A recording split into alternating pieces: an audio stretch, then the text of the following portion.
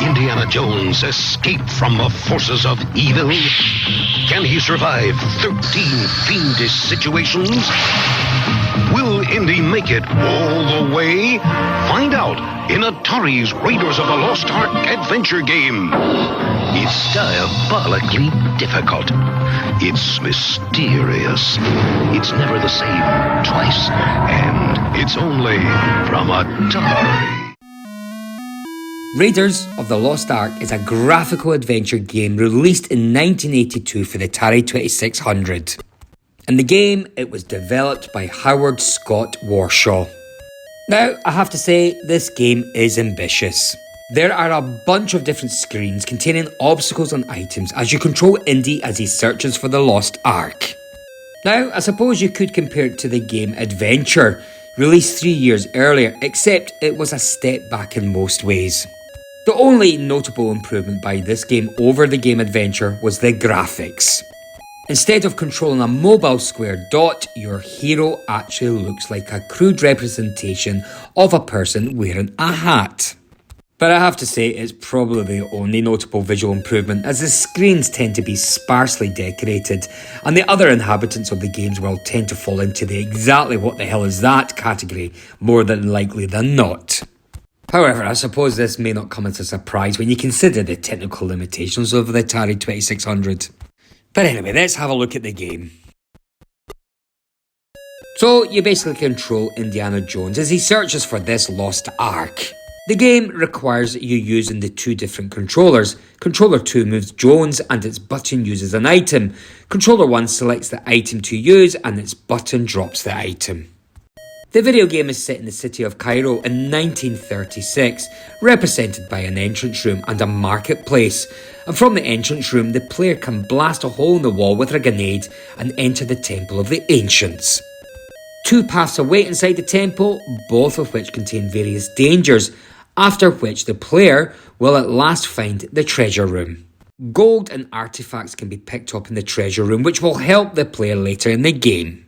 Now, you then must cross a mesa on the other side, which lies the map room, where the location of the Lost Ark is revealed. South of the map room is the Thieves' Den and a black market. The black market contains various figures such as two sheiks, a tsetse fly and a lunatic, and items needed to win the game, mostly notable a shovel.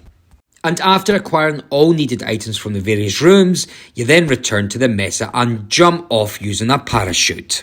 You then go inside the mesa via a small hole at the end of a branch and digs up the ark after dodging more thieves. Now, I suppose, essentially, only lip service was really given to the movie. For example, you know how Indy has that fear of snakes?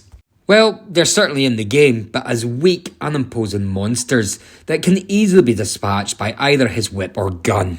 And then there's much more dangerous foes that are in the game, but I certainly don't remember seeing them in the film. And if you make a wrong turn at one point, you'll end up in a little dead-end room with no treasure. However, there is a giant blob-like thing representing a spider, which will fire paralysing webs at you and then attempt to savage your unmoving body. It's probably for the best that movie Indy never actually ran into this beast, and all those Nazi types would seem far less threatening after overcoming that super spider. Later on, you'll reach a second, more secret marketplace. Markets are kind of cool as you collect money in the game and can use it in these places to buy bullets and other useful things. And in this one, you can also try to interact with a giant head plastered on the left side of the screen, which will then kill you. Gosh, you certainly have to love that trial and error puzzle solving.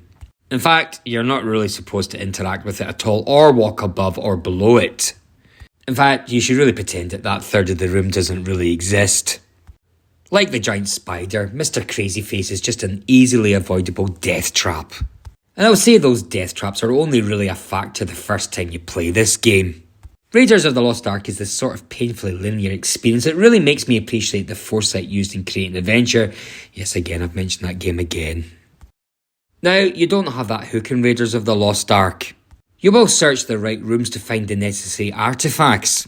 Then you will go to a particular room to use a medallion to find out which mesa in a large area contains the Ark. Next, you use a grappling hook to reach whatever messes your objective, and follow that by falling off it and using a parachute to avoid a tree limb so you can reach a hole. This part of the game takes players longer to master than the find the necessary items and markets part, as you tend to need absolutely perfect timing and positioning to avoid death and other minor setbacks. But eventually you will. It's not an impossible challenge, just one that can feel cruelly unfair. Now, you only have to traverse one little room to get the Ark.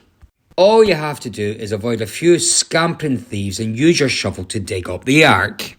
The first time I got this far, I was so excited that I blundered into a thief. And the vicar, well, he stole my shovel. And I have to say, it took me months before I emotionally recovered enough to try the bloody game again. And I have to say, the sad thing is, it really wasn't worth it to try again. Raiders of the Lost Ark simply isn't that much fun. It's an okay game, but it's not brilliant. Okay, sure, it does have the same sort of maze game adventure style that older titles like Adventure and Haunted House had, but without the sense of randomness those games provided. You have a linear quest littered with out-of-the-way death traps and other things that artificially raise the difficulty. Finding items and figuring out how and where to use them is a kind of a fun challenge. But I have to say, that fun quickly dissipates. And when things conclude with a tricky succeed or die arcade-like challenge, and a room where thieves can instantly steal your dreams of victory, then that's just a cheap conclusion to a bad game with virtually no replay value. Oh, so there you go. But, in saying all that, Steven Spielberg did notice him and he asked him to do a certain project called E.T. But bloody hell, that's another story for another day.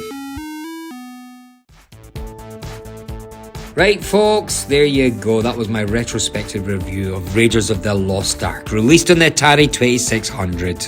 I hope you liked my video. Now thank you very much for watching, it's much appreciated. Now please remember to like my video, share a comment and better still subscribe. So until my next video, see you all very soon, bye bye.